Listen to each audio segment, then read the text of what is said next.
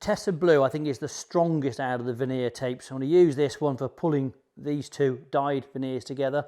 I tend to roll this out perhaps on the bench. And maybe you just use my scalpel just to cut these off to a length that's easy to use. And I can use this to really start pulling this veneer joint together. A little bit of pressure on finger or thumb, and you can pull this, and it acts and just stretches this veneer together. Whenever you're using any veneer tapes, these should also be used on the outside of the job, never within the glue line. Maybe even putting too much pressure on that. You can see it's actually lifting and pulling those veneers up. Probably didn't need quite that amount of pressure. The blue tape is going to be the best tape if you're going into a hot press situation. And that basically has pulled that joint together perfectly.